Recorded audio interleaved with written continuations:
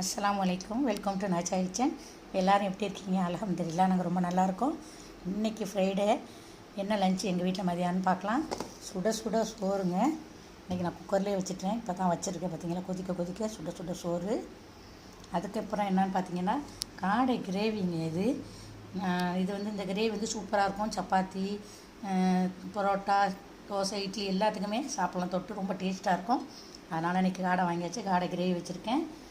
இது கோஸும் முட்டைக்கோஸும் பாசிப்பருப்பும் போட்டு ஒரு கூட்டு மாதிரி வச்சுருக்கேங்க. நல்லாயிருக்கும்.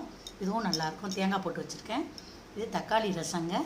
இது நல்லா சூப்பராக இருக்கும். பெப்பர்லாம் போட்டு எங்கள் சின்ன குழந்தைக்கு ஒரு சளியாக இருக்குது, அதனால் பெப்பர்லாம் போட்டு தக்காளி ரசம் வச்சுருக்கேன். அதுக்கப்புறம் தயிருங்க. தயிர் வீட்டிலே உர ஊற்றிடுவாங்க. கடையிலலாம் வாங்க மாட்டேன். நான் பசும்பால் வாங்குகிறோம். வீட்டிலே உர ஊற்றி வச்சுருவேன். இவ்வளோ தான் மத்தியானம் லஞ்சுங்க எங்கள் வீட்டில்.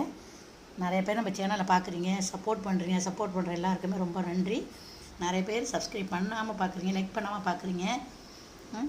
தொடர்ந்து உங்கள் சப்போர்ட்டையும் ஆதரவையும் நம்ம சேனலுக்கு கொடுங்க. இந்த வீடியோ பிடிச்சிருந்தால் லைக் பண்ணி, ஷேர் பண்ணி, சப்ஸ்கிரைப் பண்ணுங்கள்.